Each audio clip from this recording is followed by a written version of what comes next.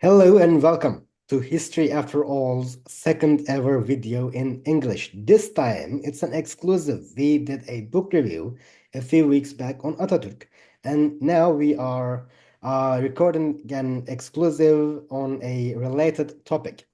This is the 101st anniversary of the Republic of Turkey. The Republic of Turkey was proclaimed 101 years ago today. And we thought to ourselves, what better time to record an introductory 101 video to the Kemalist Revolution and the Republic of Turkey, because the Kemalist Revolution is the revolutionary process that led up to the proclamation of the Republic, which we will talk about a bit later. First of all, I would like to introduce Zeynep. Hi, John. Thanks for being here. This is supposed to be a 101 video, so we will rush through a presentation that we prepared. This is also very new to us. We made this presentation template exclusively for the exclusives that we record because we want them to be accessible, seeing as we are trying to cater the exclusives toward predominantly a more foreign audience. And especially this video is supposed to be a 101 on Turkish history. So we thought some images and more importantly, some names and dates could help you follow the overall presentation better. Okay, so basically we will be talking about uh, what was the defining dynamic of the Kemalist Revolution and what characteristics did it show, and also what historical process did it conclude, how did it do that, and why did it do that? So, John, can you give us an overview of the situation before 1918? What you see here is the map of the Ottoman Empire in 1914, at the start of the First World War.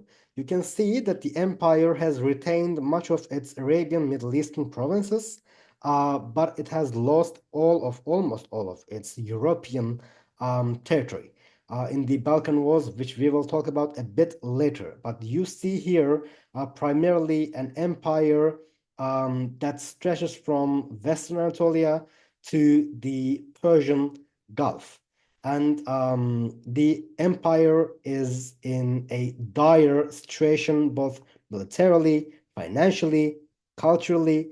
It's reduced to a secondary power, it's reduced to a semi-colony, and the efforts of the 20th century from 1908, which we'll talk about now, from 1914, has been an effort to reform and restore the Ottoman Empire to its glorious days back again. Up until 1908, for several decades, it was the Ottoman Empire was an absolutist monarchy, and the people, the intelligentsia, was basically trying to get rid of that situation, uh, as they were mostly under the influence of nationalist, liberal, let's say, atmosphere of the Europe. So the Committee of Union and Progress, the CUP, consisted of Ottoman intelligentsia, majority of them living in Ottoman Europe, in the Balkans, in Istanbul, and cities such as Izmir, developed part of the Ottoman Empire, and they were basically they did believe that if the constitutional monarchy was restored, if the parliament was were to be opened again, the entirety of the problems that Ottoman people had been suffering from would be solved, and it would be restored. The empire would be restored to its glorious days. The Young Turks, of course, the CUP or the Committee of Union and Progress were made up of primarily of soldiers. But the Young Turk movement was not solely a military movement. However, as in the young Ottomans in the 19th century before them, they started off as exiles, intellectuals in exiles in Europe. They also paved the way for the modernization of ideological developments in the Ottoman Empire. They were looking for a way out for the Ottoman Empire. But the Young Turk movement crystallized in the Committee of Union and Progress and condensed itself as a military movement around 1908, or the military side of the Young Turks dominated the area, let's say, around 1908. What they did was some army divisions in the Ottoman Europe, in the Balkan regions, in 1908 revolted against the Sultan Caliph in Istanbul, and they pressured him. There were no widespread rebellions. There was no meaningful grassroots movement. It was an elite movement organized within the ranks of the military, but they pressured the Sultan Caliph into declaring a new constitutional monarchy. There was another rebellion 1 year later trying to revert the constitutional monarchy, but the Committee of Union and Progress took it very, very seriously and sent an entire army to Istanbul to crush the rebellion and to establish for good the constitutional period. They were trying to reform and modernize the empire, but they were trying to keep it as an empire. Also, unlike we will see in later years, it wasn't based on a legitimate, method. They were mostly focused on being a forceful agent in the empire. So let's continue. And basically, we can summarize the military situation of the empire up until 1918. It was a decade of wars, mostly. The Ottoman army fought in Northern Africa against Italians, and in the Balkan Wars, the Ottoman soldiers fought against once they fought to be their neighbors, their friends, the Balkan states. And as for the First World War, it was the first, as we say, total war in the world.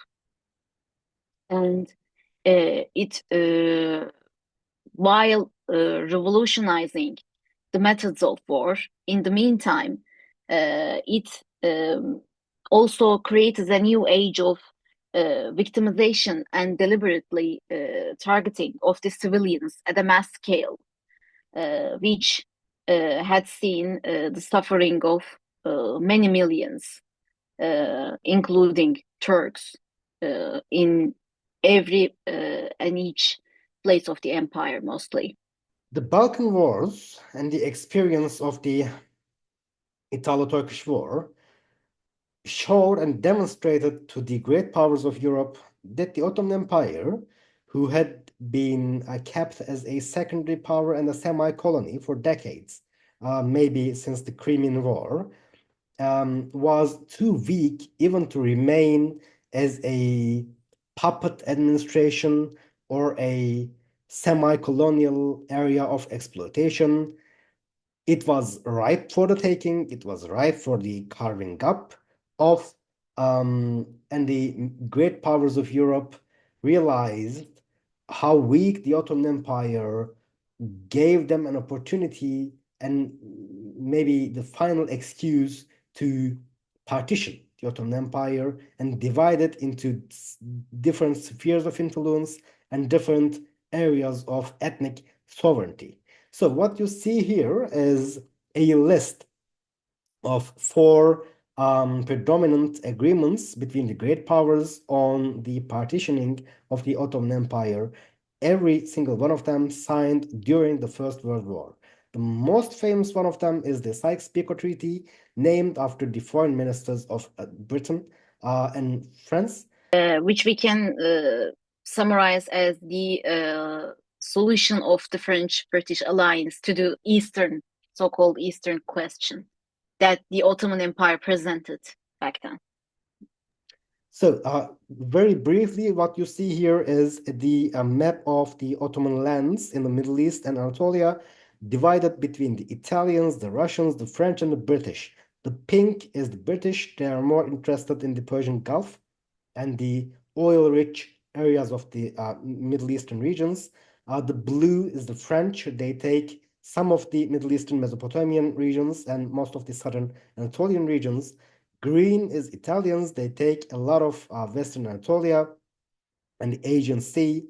And yellow is Russia, taking up much of Eastern Anatolia, which is also named, although they were never the majority in the region, the Armenian cities or the Armenian regions, and also Istanbul, because Istanbul had been the dreams of Russian expansionism for centuries, really. It was named Tsargrad in Russian expansionist literature or Russian literature, named the city of the Tsar. So Istanbul was very important for them, and it was given to, as the Sykes-Picot map demonstrates, Russians. But of course, these decisions are not finalized. They are promises made in wartime. The real partitioning of the empire, as we will see, will come after the winning of the First World War for them. It's actually a sort of blueprint, a guide for further partitioning, and actually it will be a sort of trash once the Russian Revolution is realized in a year later. So the Ottomans eventually siding with the Germans and Austria-Hungarians in the First World War, lost the war with its allies, and as a result, it had to sign an armistice with the winning side of the war, namely the European allied nations. And on October 30th, in 1918, in Mudros, an armistice was signed, surrendering the Ottoman lands to the Allies. Very briefly summarizing the Ottoman foray into the First World War, the Committee of Union and Progress took complete control of the Ottoman Empire in 1913. And they believed the defeat in the Balkan Wars, which was very traumatic and which meant the expulsion and cleansing of the Turkish regions in Europe, and a lot of refugees from the Balkan regions coming into Turkey. They were quite traumatized by the Balkan Wars. Therefore, they knew they had to reform the army, they had to bring the strength up to a fighting capacity, and they thought the only chance they had to do this was by aligning themselves with Germany. And they went with Germany. They knew, as Zeynep pointed out, the resolution to the Eastern question by the great powers of Europe would mean the end of the Ottoman Empire. And despite showing a better fighting capacity than expected, the Ottoman armies were defeated in the First World War. And the Mudros Armistice was signed on October 30th, 1918. The armistice overall resembled more of a peace treaty that was based on the principle of the carving up of the Ottoman Empire. It was realized less like an armistice and more like a peace treaty already signed and decided on between all related official parties. And that's why Sean McMeekin's quote is important. The Ottomans themselves, at the signing of the Mudros, they thought they were signing quite a nice armistice, actually. They thought the British promises for an intact Ottoman Empire would be kept and realized, and they were respected as an empire. The reality was far, far, far from it, and Mudros meant immediate occupations and immediate partitioning of the Ottoman Empire. Several clauses were quite a big red flag, but they were disregarded by the Ottoman officials. For example, a clause stated that the Allies retained and kept the privilege and chance of occupying any strategically critical region if they deemed necessary, which is that's not an armistice. That's a total capitulation. Therefore, the Mudros Armistice it put the Ottoman armies at a great disadvantage. Far from a gentleman's agreement. It was deemed to be, yeah. So the actual peace made with the Ottomans was actually signed in Sevres 2 years later, ending the war with Turks as they had thought. And it kind of solidified the previous plans, which had been stated in the Sykes-Picot and Mudros Armistice that created a divided country between several allies, several Western countries, and only a small part of Anatolia to be left under Turkish rule, which we can see here. The remaining Turkish territory would only be a small part of northern and mid Anatolia, as you can see here, which is shown with yellow parts, and the rest of it all would be ceded to Armenia, Greece, France, and Britain. Some parts of the empire, firstly, Istanbul, the capital, and Çanakkale, the Dardanelles and Bosphorus would be demilitarized and would remain under international control. We can easily say Turkish throat would be strangled by Europeans. You are seeing the solid colors are regions given to other powers entirely. Dark blue is Greece, light blue is Armenia, and you are seeing France and Britain at the bottom there, taking control of the Middle East.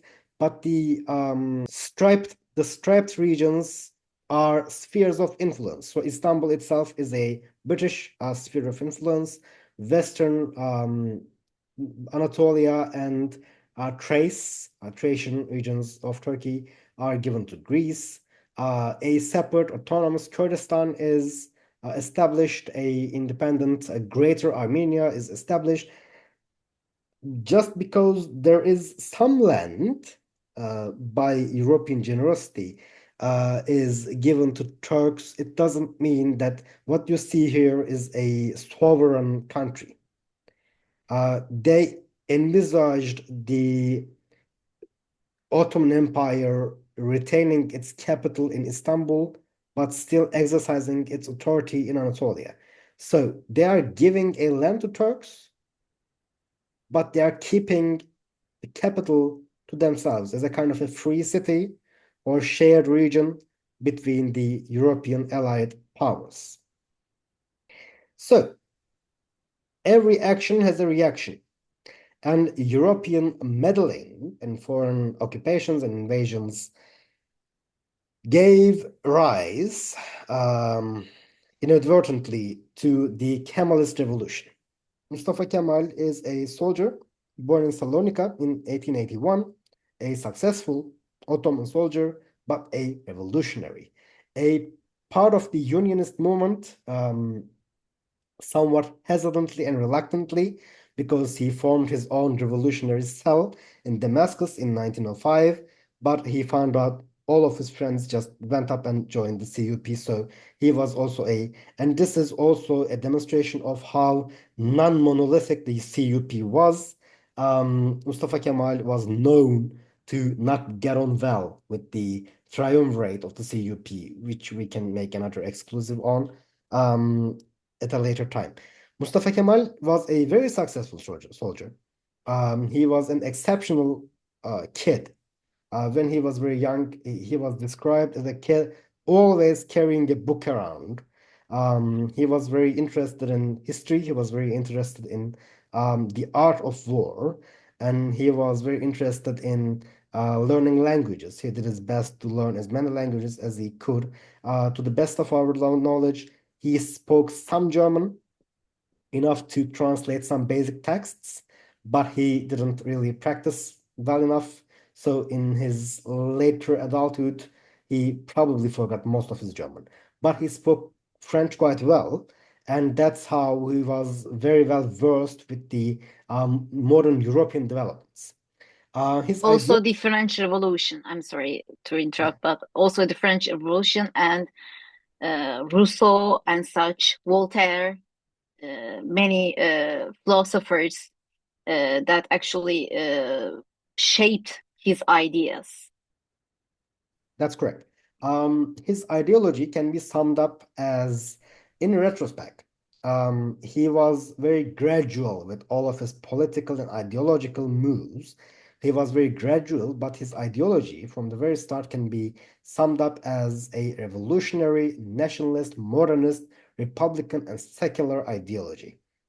So, if you asked him if he was a Republican in, let's say, 1915, 1916, he might not have admitted it to you, depending on how well he trusted you.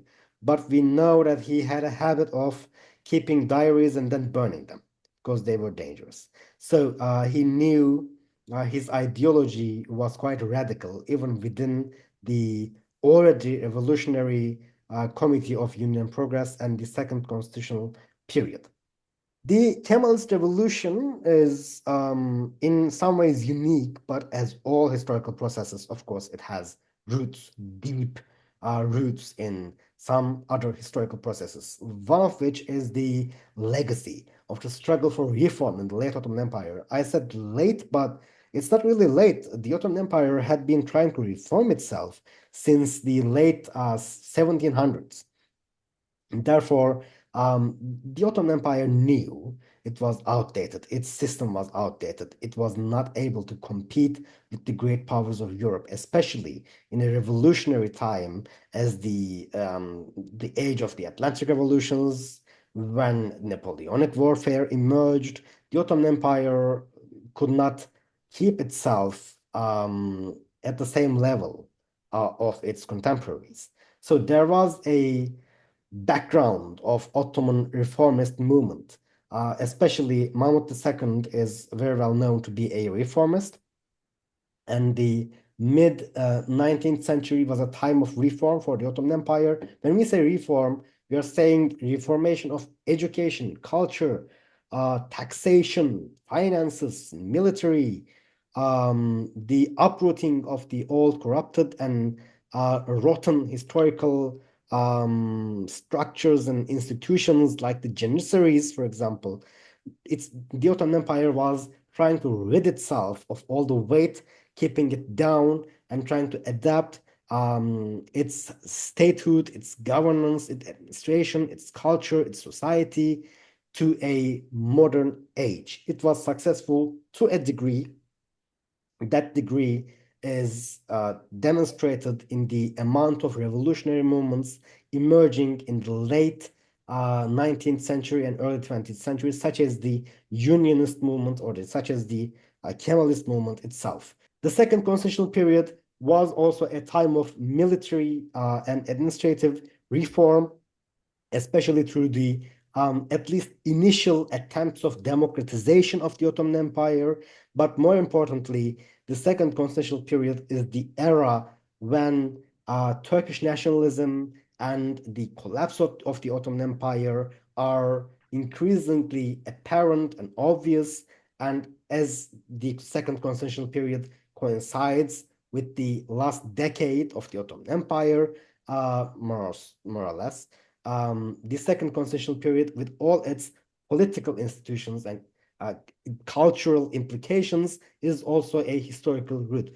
One more note, one quote that you like very much, Tarık Zafer Tunaya, a very well-respected Turkish historian, states that the second constitutional period is the political laboratory of the Turkish Republic. The First World War was also quite influential in shaping the historical process that led up to the Kemalist Revolution. For one, of course, the First World War was quite a time of destruction for the Ottoman Empire, but also, especially in Gallipoli, where you can see Mustafa Kemal there, the empire and its citizens, the Turkish citizens, for probably the first time, experienced defending their homeland. Because in Gallipoli, in the First World War, the aim was to invade Istanbul outright and bring the Ottoman Empire out of the war. Therefore, defending the Gallipoli Peninsula was quite literally defending the Turkish homeland. Also, it wasn't the only geographical spot that was defended or fought for in the First World War. A lot of Anatolian Turks were sent off to fight in the Arabian regions. A lot of them were sent to Galicia. A lot of them were sent to other parts of the empire. And they realized, Anatolian Turks realized, they were being used as a kind of human reserve whenever the empire needed some soldiers to throw at the incoming dangers towards the empire. And they realized that they were, in some ways and in some aspects, lesser citizens or lesser parts of the Ottoman Empire. So this allowed them, along with fighting against the foreign invaders for their homeland, to gain and to allow and enable them to maintain a kind of national consciousness. In some ways, especially the Gallipoli campaign was the prologue to the Turkish War of Independence that would come a few years later. And also, the loss of the Balkan regions in the Balkan Wars, the ethnic cleansing of Turks, of course, the violence and ethnic conflict went both ways, but the Balkan Wars were quite traumatic for the Turks, and it wasn't up to them. But the experience of fighting for the Arabian regions and then seeing the Arab revolt in 1960, for a lot of people, meant the realization that some parts of the empire just didn't care to be a part of the empire. The Arabian regions, they didn't really care about it, and they were ruled through the loss of life based on Anatolian Turks. At least that's what the thinking was at that time. Therefore, some nationalists, some of the Ottoman elite during the First World War gained an Anatolian focus, gained the idea that the future of the Turkish home laid within the Anatolian, mainland Anatolian Turkish human resources and geographical limits of the region. Turkish nationalism was also a huge part of the second constitutional period leading up to the Kemalist Revolution. Turkish nationalism, in essence, developed as a response to, for a small part, the national empires of Europe, but more importantly, the national separatist movements that emerged within the Ottoman Empire itself. The Serbs had a national idea, the Greeks had a national idea, the Bulgarians had a national idea, the Albanians had a national idea, but the Turks themselves did not really have a national idea. They felt quite the contrary. They felt responsible for the whole of Ottoman peoples. So there was a kind of Ottomanism in the 19th century Reformation movements, and the predecessors to the Young Turks were called Young Ottomans. Their identity was, for the most part, Ottoman. It wasn't a nationalistic identity. It was more about keeping the empire together. It was part of the imperial vision. Another option would be Islamism. Maybe Islam would bring and keep together the peoples of the Ottoman Empire. But the Turkish nationalist movement developed through the political developments of separatism, ethnic violence, being reduced to a secondary power by the great powers of Europe. The Young Turk movement was more nationalistic than its predecessors, but still, Turkish nationalism developed and gained its, let's say, final form throughout the First World War and the Turkish War of Independence. Therefore, the Kemalist sense of the Turkish nationalist idea would be finally realized and conceptualized when the Turkish Republic was founded. Of course, the Young Turk Revolution was nationalistic, but for example, they always kept their imperial ambitions alive and they always retained their imperial vision. The Kemalist Revolution's nationalistic idea differentiated itself from the previous periods in that regard as well. So, unlike its so-called predecessor, the Kemalist Revolution aimed to, while save the country from invaders, also to create an independent, fully independent and sovereign nation state, a Turkish state, and topple the Ottoman Empire, which it deemed to be corrupt on its own. So it kind of differed from the Young Turk Revolution of 1908 in that sense. And it aimed to create a democratic, modern nation state, which would be later realized. Side note. The 1908 revolution was the answer to the question, how can we save the empire? The Kemalist Revolution, in retrospect, it was found out gradually that this was the idea itself. The Kemalist Revolution asked and said instead, what if we don't save the empire?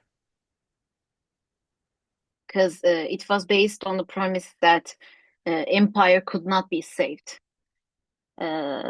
As of 1918, it was pretty clear to, especially for a man like Mustafa Kemal, who had fought for the Ottoman army in several of the fronts of the Great War.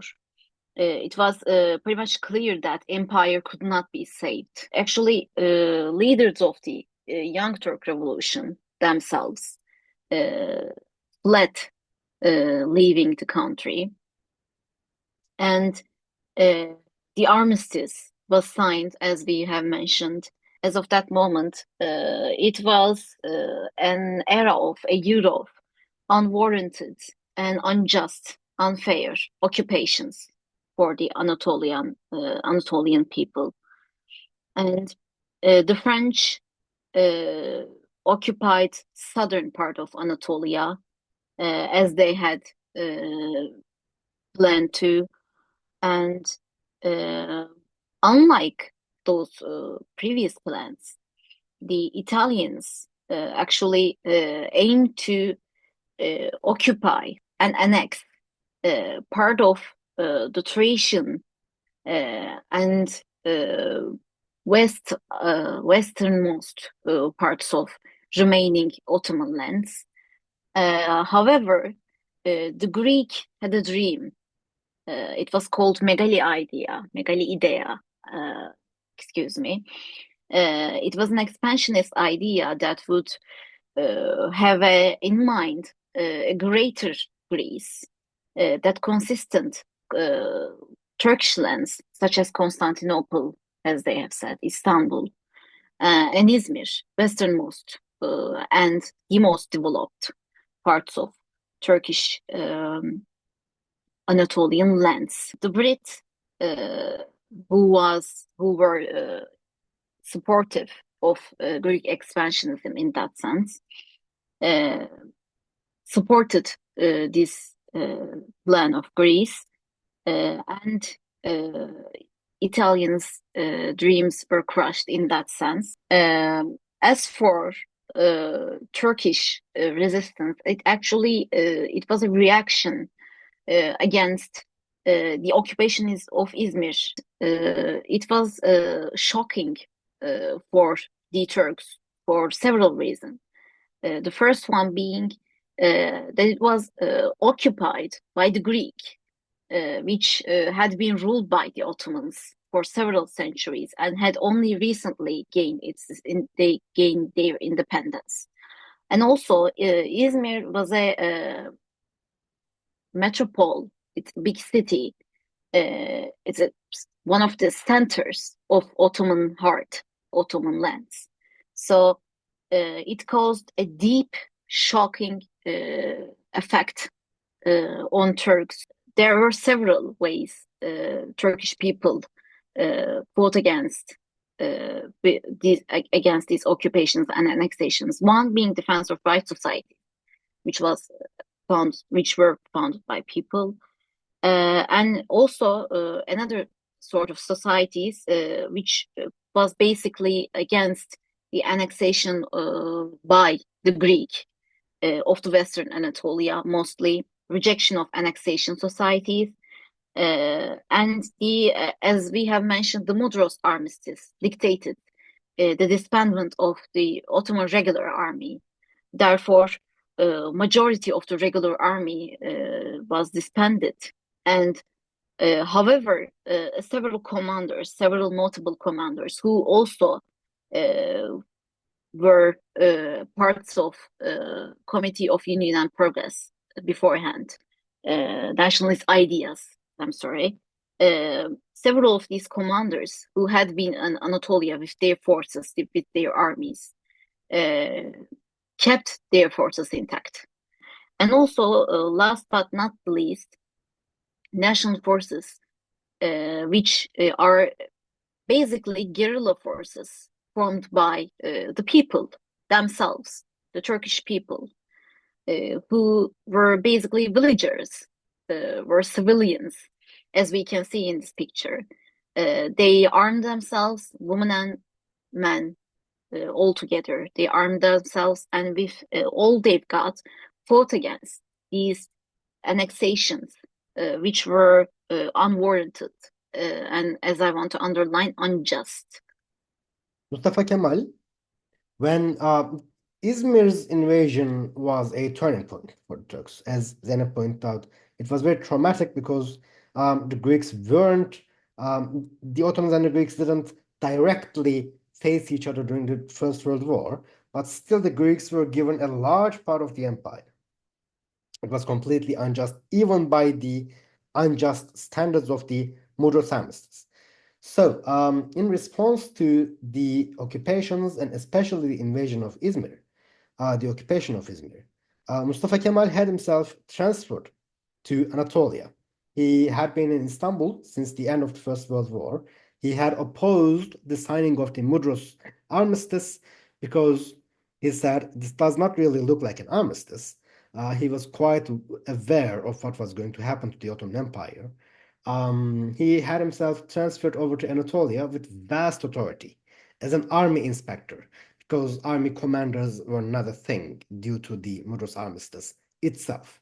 And the defense of rights societies and the rejection of annexation societies and some related, mostly civilian, semi-official or official organizations were holding a lot of congresses in a lot of parts of the empire. They were not very hopeful of the Sultan Caliph himself. So what fell to Mustafa Kemal was to unite these hitherto unorganized bands of resistance into one national movement. So he had some guerrilla movements, some civil resistance movements, political resistance movements, but a lot of these movements, as Zeynep pointed out, were seeking regional solutions to their problems. For example, Erzurum is an eastern province of Turkey. Someone in Erzurum might not quite care about what happens to Izmir, especially if he's unhopeful about keeping the country whole and intact. So in all of their exhaustion and disbelief and disillusion with the future of the Ottoman Empire, Mustafa Kemal felt the need to unite these people to form one single national political movement. For example, when he got himself transferred to Anatolia, he started meeting with, because he was very prestigious, especially due to his successes in the Gallipoli campaign, the public respected him.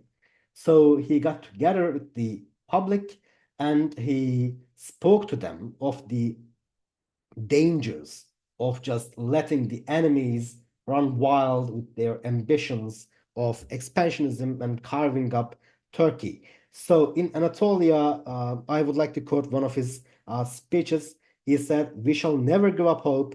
We shall work to save the country. Their aim is not to kill us, but to bury us alive. We are now at the very edge of the grave. We shall shudder and wake now. That alone can maybe save us. The honor of our nation, our freedom, sovereignty are genuinely at stake. The only thing that can save us is to be determined to fight and die to the last man of the nation if need be." So, and exhausted people are brought to life by Mustafa Kemal's nationalist movement. So he resigns from the army because the British call him back, and the Sultan Caliph is completely collaborative with the British. Quite honestly, I have one more quote about the Sultan Caliph himself. Arthur Kaltorf, the High Commissioner in Istanbul, the British High Commissioner, says a very respectable English gentleman had a long conversation with the Sultan. He had always been pro-British. He placed now his whole hopes on the British. So the Sultan himself completely collaborates with the British and will continue to aid and abet them, let's say. Meanwhile, Mustafa Kemal is trying to organize a national movement. That war is called back in July 1919, and he resigns from his duties as a soldier.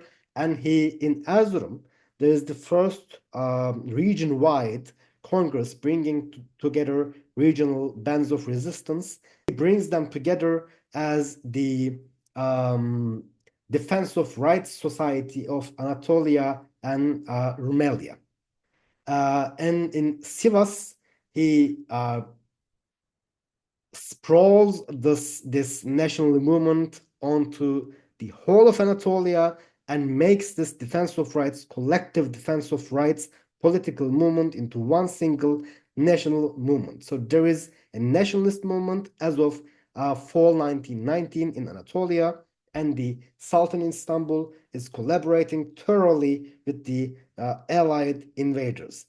Mustafa Kemal's collective nationalist movement moves itself over to Ankara and headquarters itself at Ankara, which is at the center of Anatolia, much easier to defend. Also, Mustafa Kemal's very close friend Ali Fuat has the 15th Army Corps, one of the very few intact Army Corps in Ankara. And in Erzurum and Sivas, they are guarded by the 20th Army Corps of Kazım Karabekir, both of which are close friends and leaders of the nationalist movement.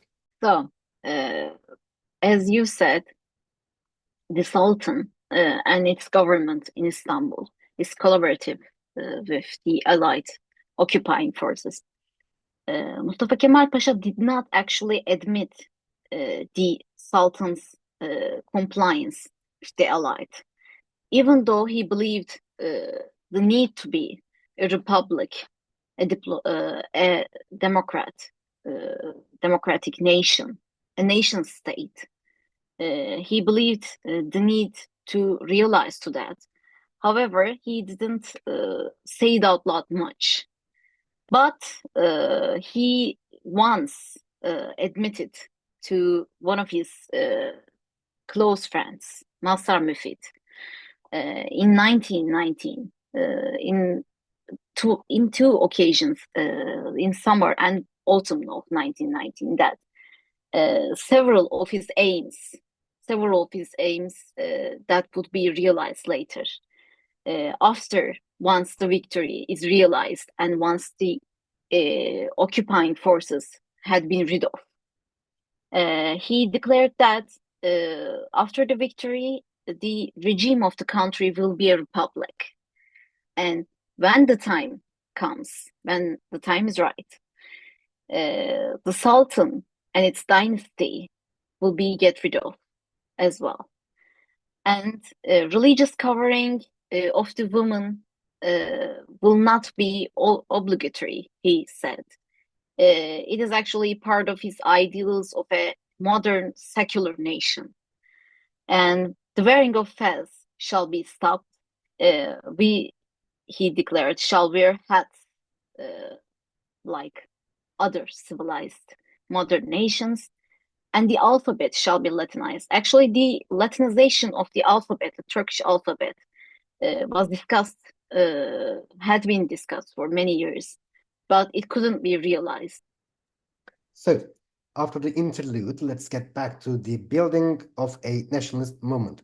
Mustafa Kemal's defense of rights movement is negotiating with, it's quite a complicated and convoluted history, but it's essentially negotiating with the government in Istanbul to draw them closer to the nationalist agenda. And as of 1919, 1920, the administration in Anatolia is dichotomous. There are governors and government officials loyal to the nationalist movement. There are government officials loyal to Istanbul. And in some parts of the empire, in some parts of Turkey, some local rebellions are being observed. Most of them are against the nationalist movement, and they are supportive of the Sultan Caliph in Istanbul. So the regular army, much of it, is loyal to the nationalist movement, but they are also the nationalist movement is trying to integrate the guerrilla forces, the national forces, into the regular army and rebuild the national army as well. So the negotiations between the nationalist Anatolian movement and the government in Istanbul lead the establishment of the last Ottoman Parliament in January 1920. The allies and the Sultan Caliph himself thinks opening up the last Ottoman, they don't call it the last Ottoman Parliament, but opening up the parliament again, what the nationalist movement thinks is we need legitimacy. We need the parliament back again because the parliament is dissolved after the First World War. We need the parliament again. And through this parliament, we need to make the nationalist movement and the aims and wants of the nationalist movement official and legitimate.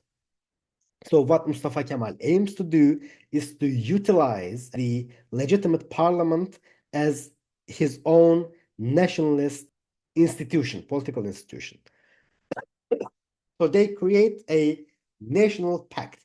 This national pact is a text that the last Ottoman Parliament ends up ratifying, and they basically claim that Turkey cannot be partitioned, Turkey should be independent, and Turkey should be sovereign, and they basically renounce the occupations of the allies and the dismemberment of Turkey.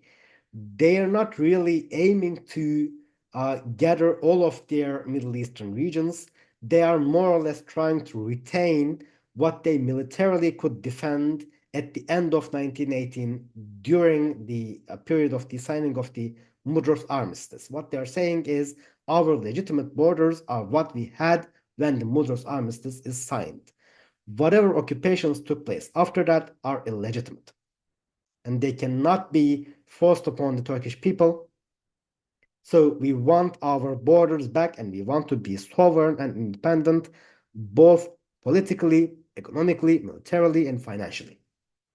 When the last Ottoman Parliament or the Ottoman Parliament ratifies the National Pact, by the way, a lot of the nationalist movement, a lot of members of parliament are from the nationalist movement, and Mustafa Kemal himself remains in Ankara because he knows Istanbul is very vulnerable, and if he goes there, he can very well be arrested and sent off to somewhere else. And as he foresaw, the Allies occupy Istanbul in March 1920. They already were in control of Istanbul, but this is an official occupation, official invasion.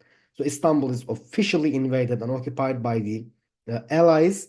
The parliament is dissolved. A lot of the nationalist movement's leaders are exiled to different parts of the world, but most importantly, Malta. So the Allies and the Sultan Caliph is at this point satisfied that the nationalist movement is beheaded and they are done away with.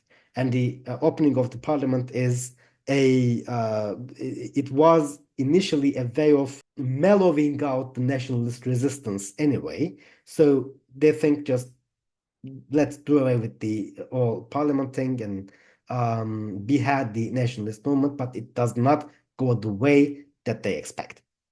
Here we see a map published by a London weekly newspaper called The Sphere, showing the Ankara government, the Kemalist government, and its claims by the National Pact, actually. And we see the most of the Anatolia now under Kemalist influence, and how Turks claimed their, as John said, the lands they could protect. The occupation of Istanbul, the invasion of Istanbul, created a new stage in the national movement, because up until there is a government in Istanbul, and there is another alternative to the government in Ankara, the nationalist government. But now the Sultan were basically under the hands of the Allied, and the government was disbanded, the parliament was disbanded. The only legitimate power holder was Ankara now. So the remainder of the assembly in the Istanbul, building a national assembly, which was led by Mustafa Kemal. And this assembly would be the constituent of the new Turkish state. It was to be called Grand National Assembly, and up until the Republic's proclamation, the state would be called the State of Grand National Assembly. As you can see here, some of us have worked on the Ottoman script before. It is Teşkilat-ı Esasiye Kanunu, which is the constitution of Turkey, the first one, actually. Its cover. The Grand National Assembly prepares and builds a new constitution. The populist program is, in a lot of respects, the predecessor to the new constitution. The new constitution is, again, for the most part, is derived from the old Ottoman constitution, but there's one major difference. The first clause of the new constitution states that sovereignty is without condition vested upon the nation. This meant the renouncement of the Sultan Caliph's authority over Anatolia, because the Ottoman Empire is a sultanate, and the Sultan is also the Caliph. He has religious authority. He has complete authority over his subjects. But when you open up a new Grand National Assembly and pass a new constitution, and the first clause of this constitution is when it states that the sovereignty is vested upon the nation, you effectively renounce the Ottoman Empire. Yeah, it's also one of the foundations of the new state, national sovereignty. Yes. In essence and in effect, the Grand National Assembly is not a new government, is not a new administration. It's not, as some people have and still claim, a change in simply the regime of the country or just another parliament under the Sultan's authority. It's a new state. The Grand National Assembly is opened in April 23rd, 1920. As of 1920, there is a new Turkish state in Anatolia. And the populist program is especially important in showing and demonstrating to us how the Kemalist strategy for revolution worked. The populist program was passed on September 13th, 1920, a few months after the opening up of the Grand National Assembly, but before the Constitution. So in a lot of ways, it's the predecessor to the Constitution. And it says that the method of administration is through the public and the nation seizing its own fate and its future and using its own authority to make its own decisions. That's the end of the, or one of the ending sentences of the populist program. However, the populist program states that Grand National Assembly is assembled in order to protect the Turkish life and independence within its own national borders, but also the Sultan Caliph and its throne and his throne. So the populist program, at one hand, states that the nation itself and only the nation is responsible for the future of the country, and still states that the Grand National Assembly is responsible for saving the Sultan Caliph, who is hostage in the Allied hands. And there are a lot of details in the populist program. I'm a huge fan of the populist program, by the way.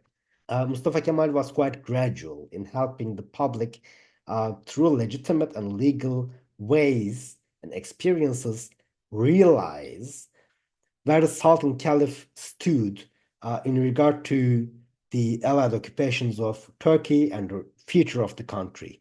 Was the first Grand National Assembly made up of people believing in a monolithic ideology? Was everybody aware that they were carrying out a revolutionary process that would end up in the deposing of the Sultan? No. They were fighting for the nation's independence, but then again, legitimately and legally, they also signed the populist program and they passed the constitution that stated that the future was in the public's and the nation's hands. Mustafa Kemal also allowed them to realize, a lot of the members of parliament to realize, that the Sultan Caliph was to be deposed and he did not stand with the Turkish nationalist movement through their own experiences, through their own historical experiences. That's the gradual part of his revolutionary program and ideology and method. This aspect of the national struggle of the movement is essential to keep in mind, because it wasn't a united front. From the beginning, it had counter-revolutionaries amidst of it. And as I have mentioned before, the Ankara government had its own forces. An army was created by the Allied forces, a Turkish army. It would be called Forces of Order, Kuvayi İnzibatiye. Basically, Caliphate's army, and it would fight against the national army of Ankara, while the nationalist army was fighting against the occupation forces of the Greek in the Western Front. So up until then, the power that they have in their hands is mostly, again, the remainder of the autonomy, but also, especially Cherkez Etem, Etem the Circassian, and a lot of other national forces are very, very efficient in fighting off both the Greek and fighting off the army of caliphate, or the forces of order raised by the Sultan. The Sultan especially accelerates his opposition to the nationalist movement after the establishment of the Grand National Assembly in Ankara. The Kemalist movement in Ankara, at the same time, is trying to establish a new regular army and trying to administer its guerrilla forces. And the way it's aiming to do this is to integrate the guerrilla forces into the regular army. So Cherkez Ethem, for example, or Ethem the Circassian, if I'm not mistaken, is a good example of that. Not the only example, but a good example. He acts as one of the primary fighting forces of the nationalist movement from 1919 to 1921, and is quite efficient in fighting off some of the Greek advances and also the Sultan's rebellions, the Sultan's armies against the nationalist movement in Ankara. However, Cherkez Ethem refuses to integrate into the regular forces and then turns against the nationalist movement in Ankara. And then Ankara has to fight against their own guerrilla bands and the Greek army at the start of 1921. We will come to that later. There's a lot of confusion. There's a lot of, let's say, treachery, especially from the eyes of the nationalist movement. There are a lot of moving parts, and it's a very dynamic process in Anatolia. A lot of people rise up against the nationalist movement as well. We will come to that, for religious reasons, for ethnic reasons, simply to retain their authority or whatever they could gain. So intercommunal violence is also quite common, especially in the Black Sea region, in the eastern parts of Turkey. And Sina Akşin, a prominent Turkish historian, calls this era the Civil War era of the Turkish War of Independence, right? It is effectively a civil war. Yeah. So a war made of wars is a term coined by, as far as I know, Konstantinos Travlos, who worked as an academic in Turkey. I think he's a political scientist. He's not a military historian, but Edward Erickson quotes him quite extensively in his book, The Turkish War of Independence. So what he means by a war made of wars is that not just that it was made up of different fronts, but different types of warfare as well. The fastest concluded one of which is the Eastern Front in 1920. The Eastern Front was quite rapidly concluded by Kazım Karabekir, who had been in control of probably the strongest regular army units in Anatolia since the beginning of the nationalist movement.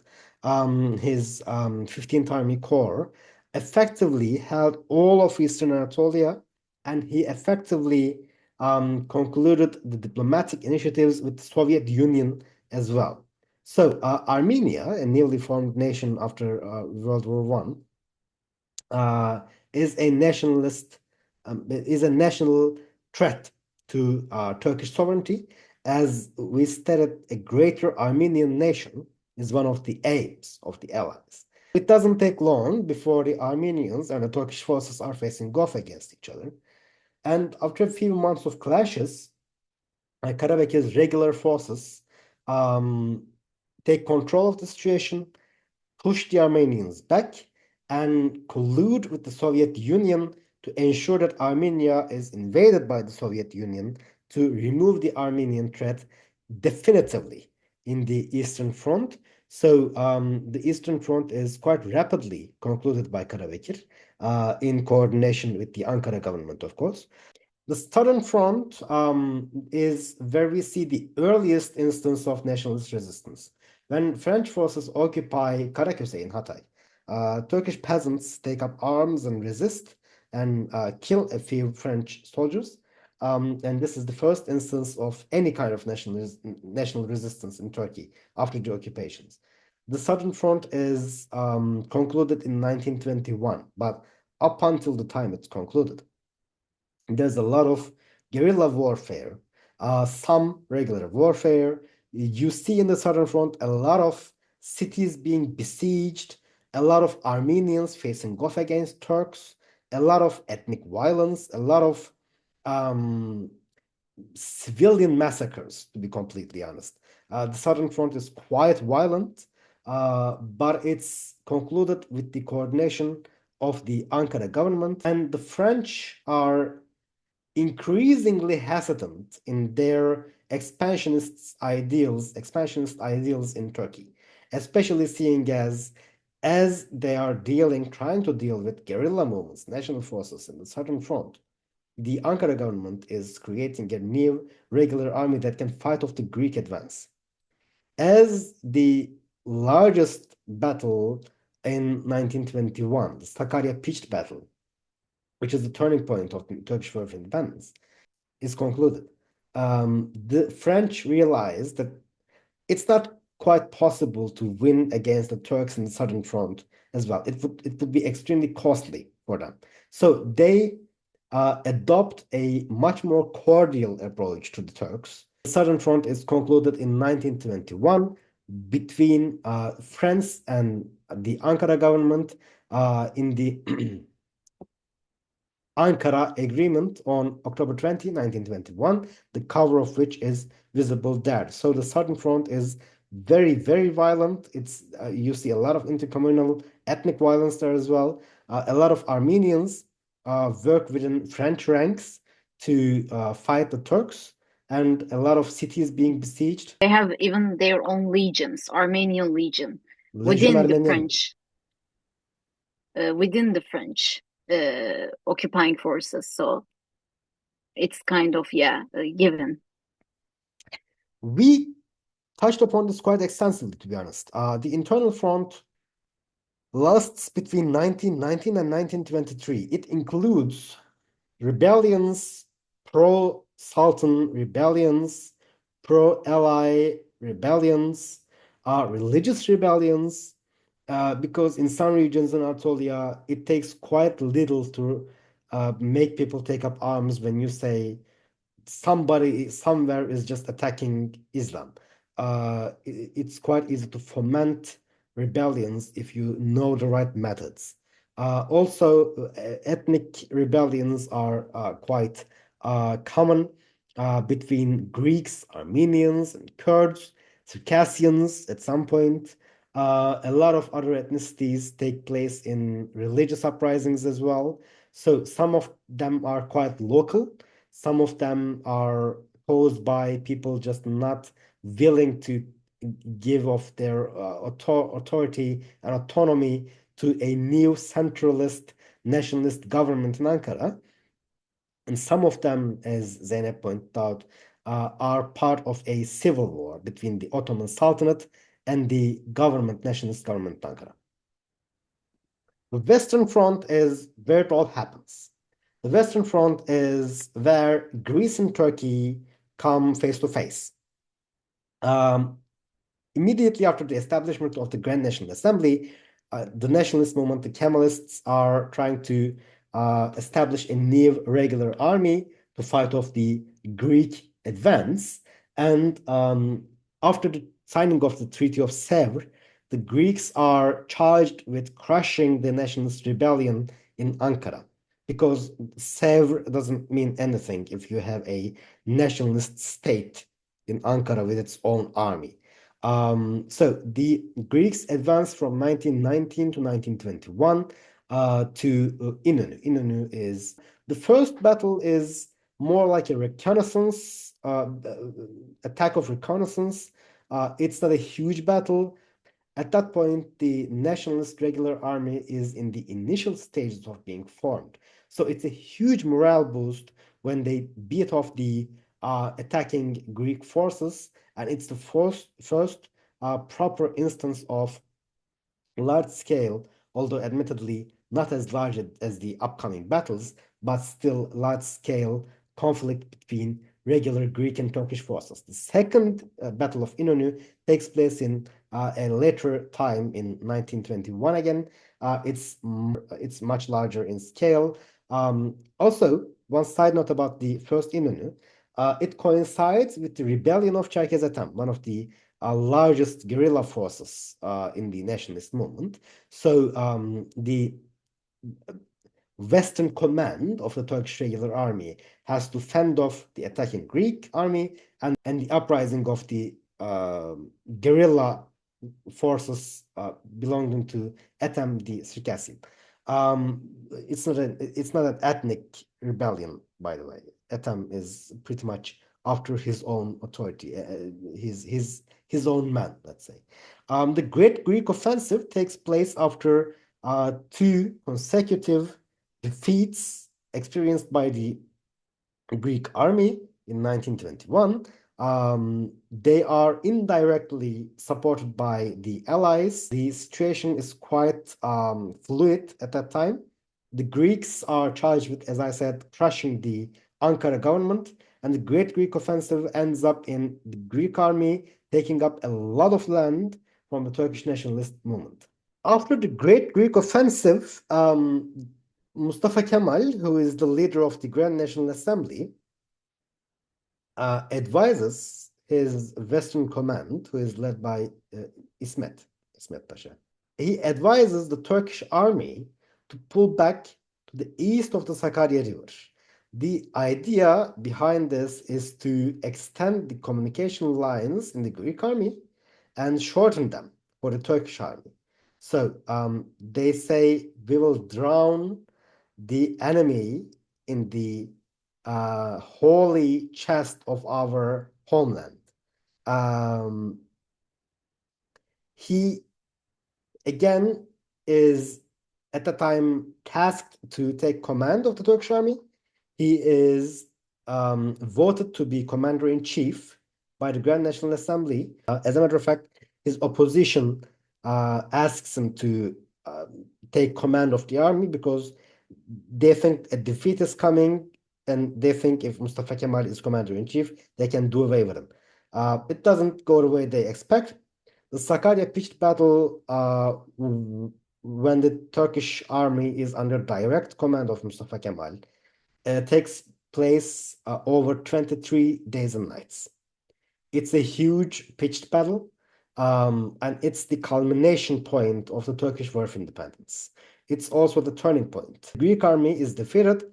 They are forced to take up positions west of Sakarya River. They reinforce their positions quite extensively. And at that point, their will to crush the Ankara government is pretty much spent, but still they are in control of a huge landmass in Anatolia, and the nationalist movement and the Greek army are practically neighbors at that point. At that time, again, ethnic violence and intercommunal violence is quite common. The Greek army is quite rough with Turkish villagers, Turkish peasants.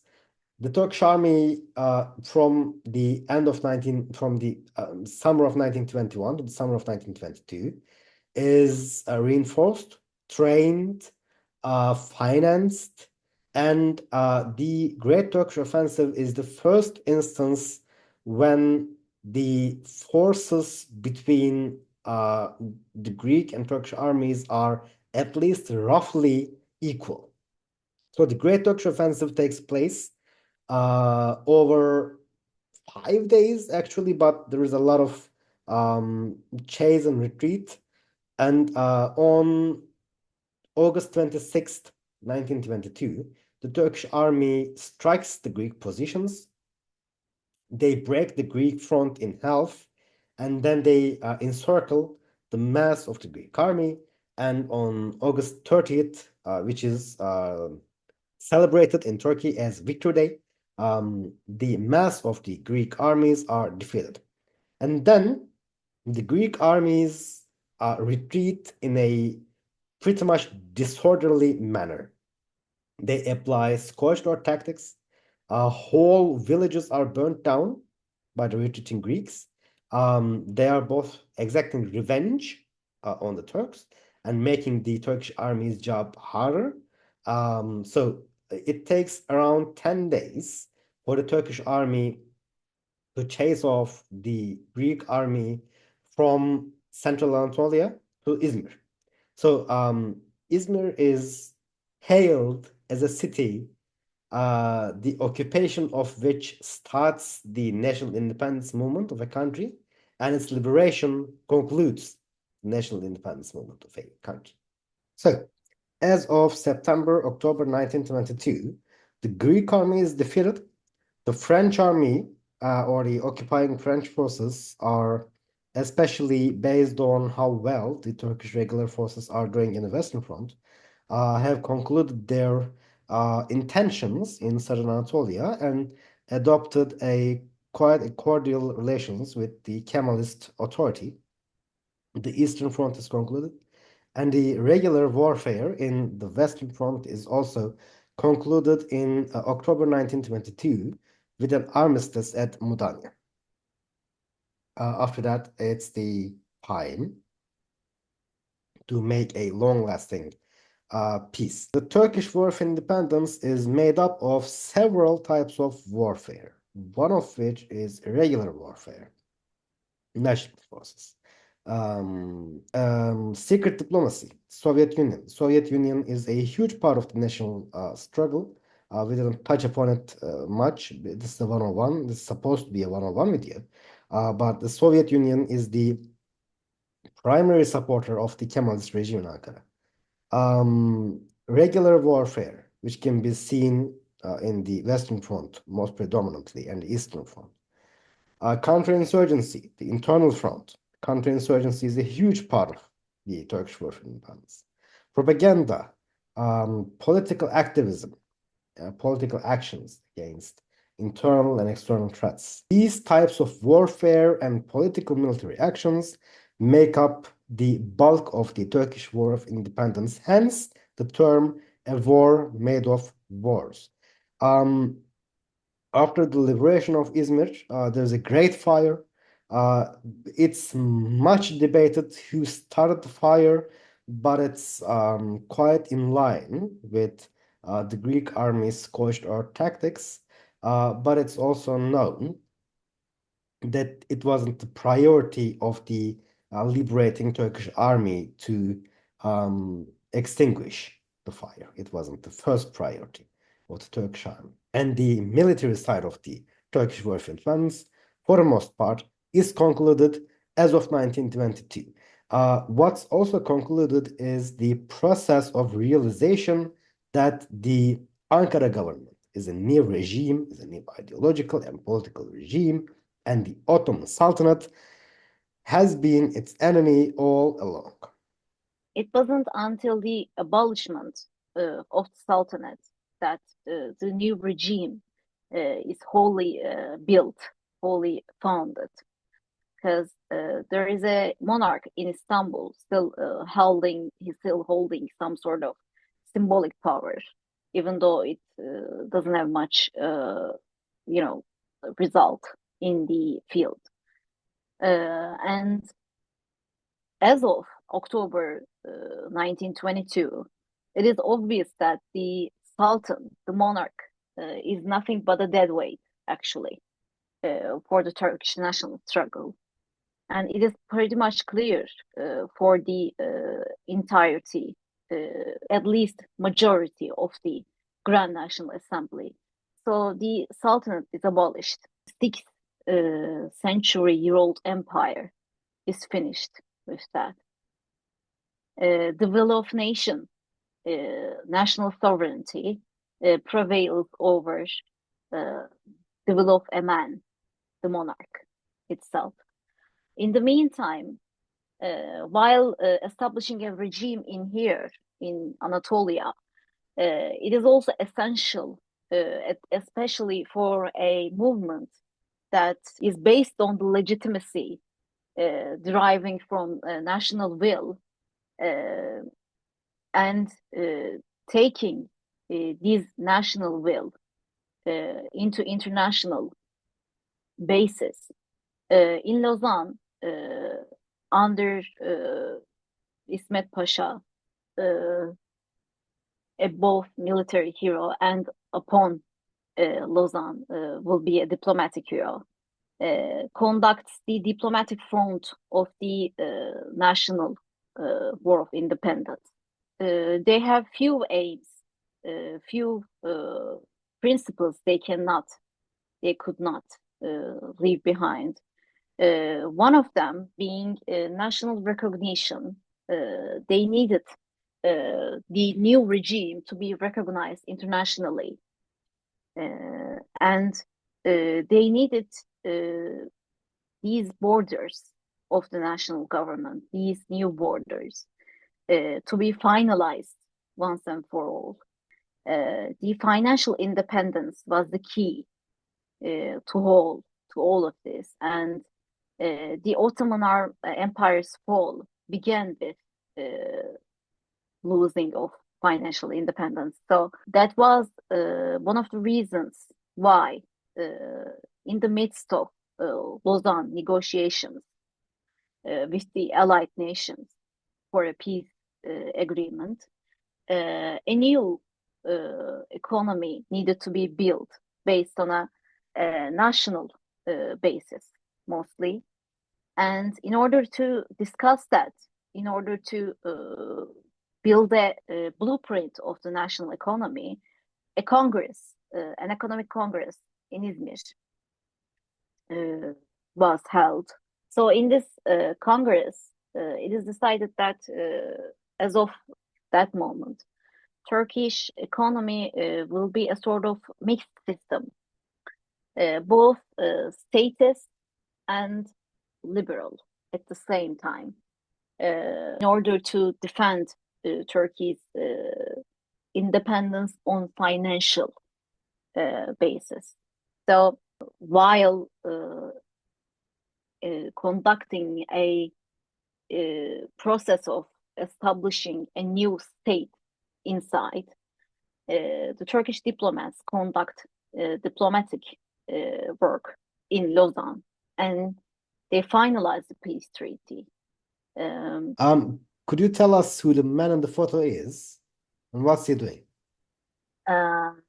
Here is the last sultan of Ottoman Empire, Mehmet Vahdettin, leaving, getting off board actually of HMS Malaya, a British warship. Because after the abolishment of the Sultanate, he fears for his life and he escapes the country that is supposed to be his property, not just his land, his complete property. And here he is getting off board, and he will live in Malta for the remainder of his life. So the Lausanne, the big finish to the game. What do we think about it? 1923 is a transitional period from water revolution for the Kemalist authority in Anatolia. They are trying to conclude the negotiations at Lausanne, and they're also trying to, as you said, build a new national economy. Mustafa Kemal is campaigning throughout Anatolia. He has a lot of meetings with newspaper editors, with the public. He's touring Anatolia almost non-stop. And he's also, whenever the negotiations are ongoing, he's communicating with Lausanne to direct the process there. In the end, on July 24th, 1923, the Lausanne Peace Treaty is signed between Turkey and the allied nations. What does the Lausanne Peace Treaty achieve and what does it not succeed in? For one, the Lausanne Peace Treaty favorably concludes the 4-year-long Turkish War of Independence and the initial stages of the Kemalist Revolution. Second point, a lot of historians are, especially recently, are thinking of the First World War as a greater process of conflict, starting off from the Balkan Wars and ending in 1923 after the Lausanne Treaty. So from that perspective, the Lausanne Treaty also concludes the First World War. For Turkey, What the Lausanne Peace Treaty concludes is not just the 4-year-long Turkish War of Independence. It also concludes the Ottoman Empire's centuries-long dependency upon European capitalism and European great powers.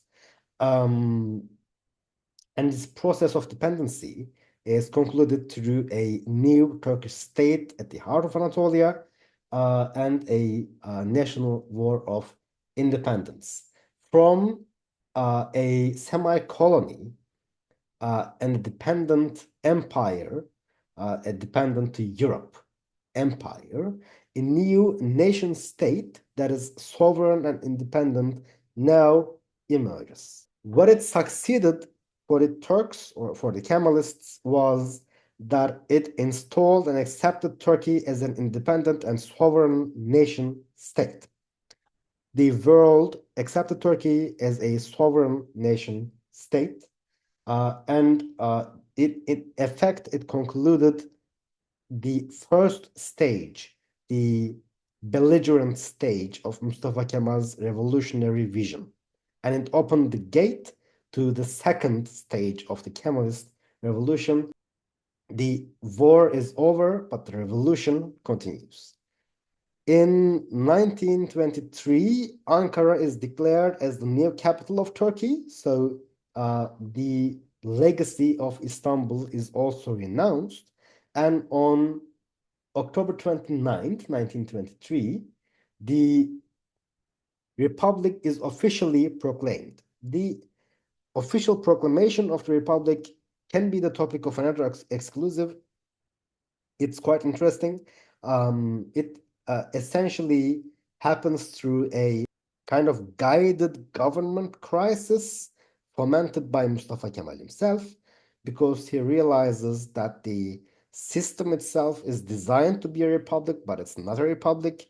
So especially the Grand National Assembly is through elections renewed after the abolishment of the Sultanate, and it's geared more towards a societal revolution on par with Mustafa Kemal's vision. The government crisis is concluded as Mustafa Kemal plans, and the republic is declared. There is a member of parliament called Abdurrahman Sharif. He says, during the talks of declaring the republic, he says, national sovereignty, and the sovereignty is vested upon the nation. Ask whoever you like, they will say that this means a republic. The republic is the name of the already born child. If some people have a problem with this, let them have a problem as much as they wish.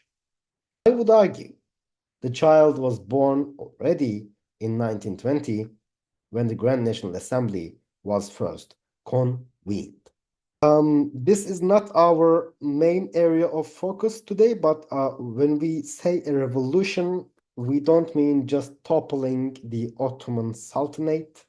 The Kemalist Revolution is it's one total revolution lasting from 1919 or 1920, 1938. But the Kemalist Republic is a revolutionary republic.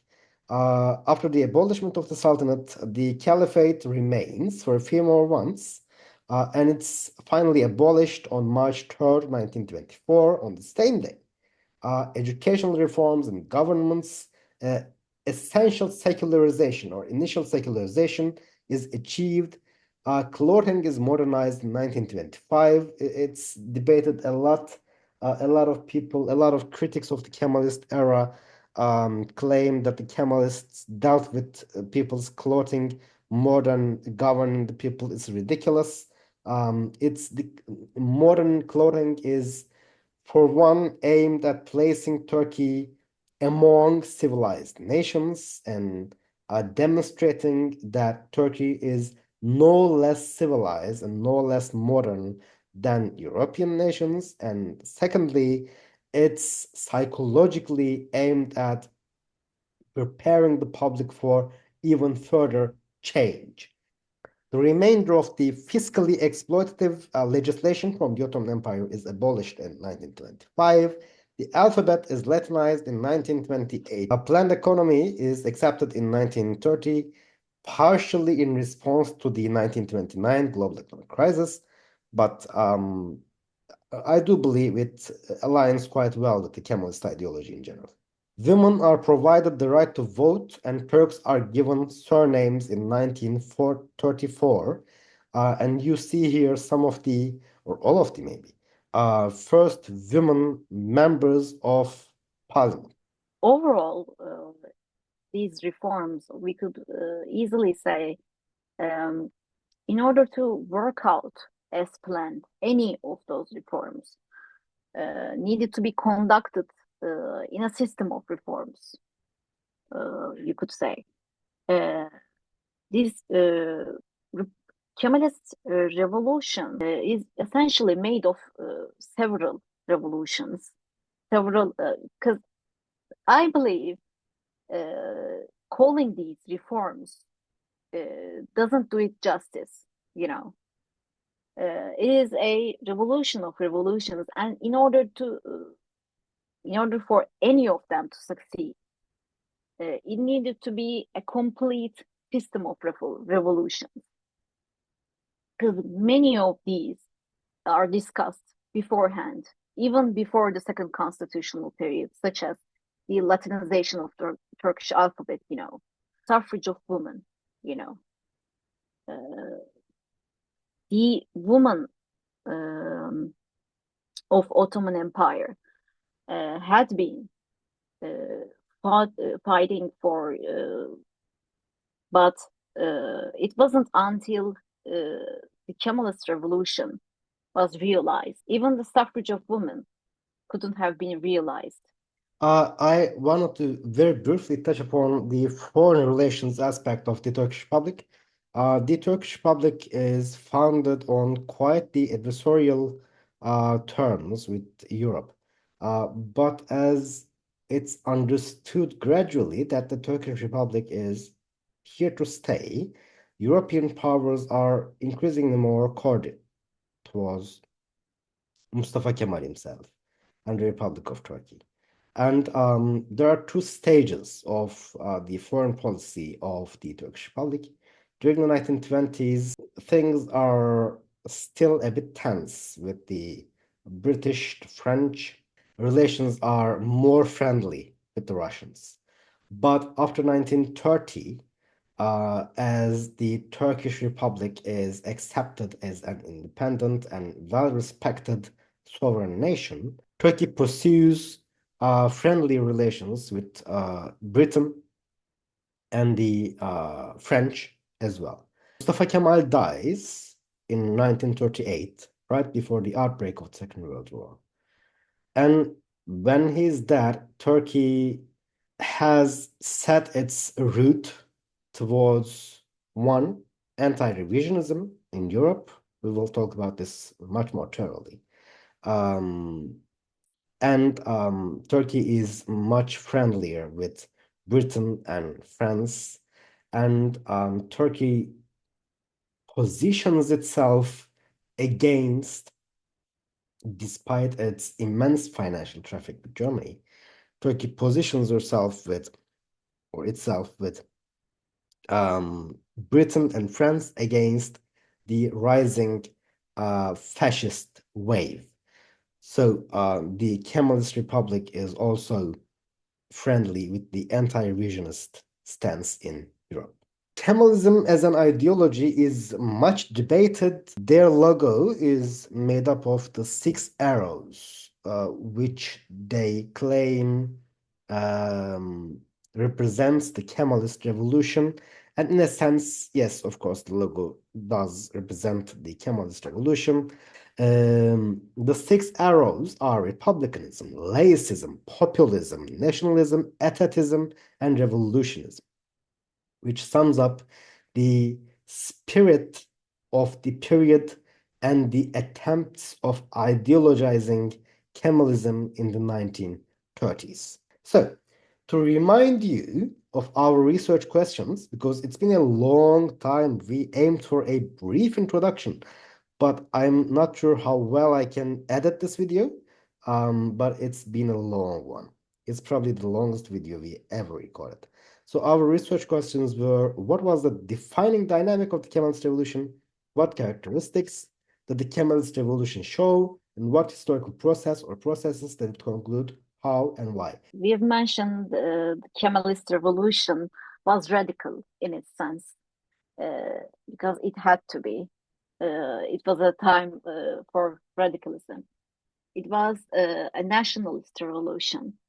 It was also populist. It built upon the legitimacy of people's support of itself. It was progressive.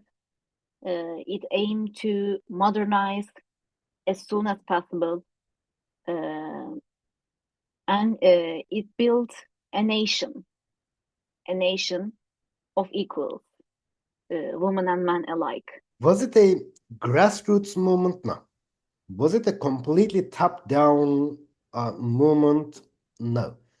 It blended the public's sentiments and general search for a solution to Turkey's problems with Mustafa Kemal's own ideology and its historical background based on the political conditions of the day.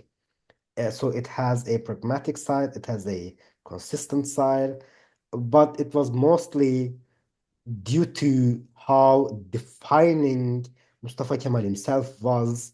It was predominantly top-down, I would argue. It was initially simply nationalist, or on the surface, it was initially simply nationalist. We have touched upon it quite thoroughly. But gradually it evolved more revolutionary.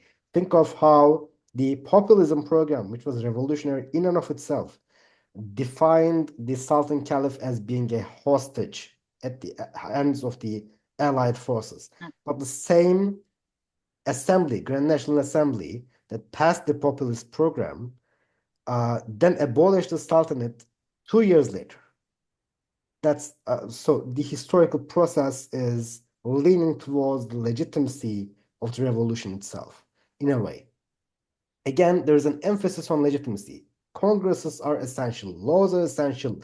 You build a new state to carry out the revolution. Mustafa Kemal doesn't just rely upon the existence of two army corps, and he doesn't say, I'm an army inspector, I will carry out a military revolt, a military rebellion. No, he's building a new state on legitimate ground. It's a populist revolution for sure, because again, the whole Congress's laws and building a new state thing doesn't go without the public's participation. And the guerrilla movements and building a regular army, and we can maybe talk about the Turkish War of Independence itself, the military side of things, more extensively one day. And then we will have to talk about the national responsibilities laws, which is in and of itself an argument for the totality of the Turkish War of Independence. And the economic identity of the revolution is mostly, it's a bourgeois revolution for the most part. When you think in economic terms, landed wealthy peasantry and the Turkish elite, ayan in Turkish, are a big part of the national movement, as well as the intellectual elite and the army commanders. So Kemalist Revolution was essentially a struggle, a national struggle, which had different aspects, which was a diplomatic struggle. It's in the meantime political struggle and military struggle at the same time. It was a movement of independence, a movement for national sovereignty, movement. It built a nation from scratch, you could easily say. And It established developmental, but in the end, a revolutionary state. As for what historical processes or conflicts the Kemalist Revolution resolved, for one, the underdevelopment and undermodernization of the Ottoman Empire due to European capitalism and the Sultan Caliph's personal mandate over Anatolia. So it was a revolutionary process against the Sultan Caliph, the Ottoman authority, and in relation to that, the European influence over Turkey as well. The semi-colonization, emphasizing further the European influence, foreign meddling, dependency, and ultimately invasion, because it started out as a war of independence. And the third aspect is the Turkish nation building and reform against internal and external dynamics. As I said, Turkish nationalism in the Kemalist sense gains its final form through the foundation of the Turkish Republic. It's not completely in line. It is the successor to, but it's not completely in line with the unionist idea of nationalism. Of course, there are continuities in the nation-building processes between the Second Constitutional Revolution or the Second Constitutional Period and the Kemalist Revolution. But I would argue the experience of the Turkish War of Independence itself is, in essence, the defining factor and also a break from the imperial legacy, which can also, from the unionist perspective, can be quite irredentist. Therefore, the Kemalist nation state, I would argue, as can be seen in its foreign policy for the next 15 years after the establishment of the Republic, is quite peaceful when it comes to dealing with external factors. In the end, what status quo did the Kemalist Revolution end? One, Ottoman rule over Turkey. Some historians in Turkey state that the foundation of the Republic is simply a regime change. If they are not bad at their jobs, they are lying, as I would argue that we have demonstrated throughout the past 2 hours, almost. I'm not sure how long the video will end up being. And secondly, European rule over Turkey. This is how we conclude our 101 on the Kemalist Revolution on the 101st anniversary of the proclamation of the Republic of Turkey. Here's a few slides of further reading. You can feel free to pause it and see these as a list of recommended books. They are quite introductory, I would say. Especially some of the articles are quite recommended, especially by Niyazi Berkes and Mazia Karal, if you want to grasp the ideological reality behind Kemalism itself. I think that concludes our video. So, this has been a delight. Zeynep, thank you. Many, many thanks to you for accompanying me and for taking a lot of weight off my shoulders and enriching the presentation with your, for one, presence, and secondly, your invaluable contributions. And thank you to everybody who came all this way for the very end. This is aimed to be a brief introduction to the Kemalist Revolution, but in essence, I believe it's quite comprehensive for a 101 exclusive. I will not be rambling further. So, Happy Republic Day to all those who celebrate. Thanks, John, for your presentation, for your contribution. I loved doing this episode because I am a little bit sentimental about these national holidays. And the 101st anniversary of the Republic's proclamation meant a lot doing this with you for our viewers. And I hope it would be a valuable contribution to those who want to know, those who would like to know what is Turkish Revolution, what is Kemalist Revolution. And thank you for our viewers. Thanks again for bearing with us for a couple of hours. And please remember to comment, like the video, and subscribe to the channel. Thank you very much. Goodbye.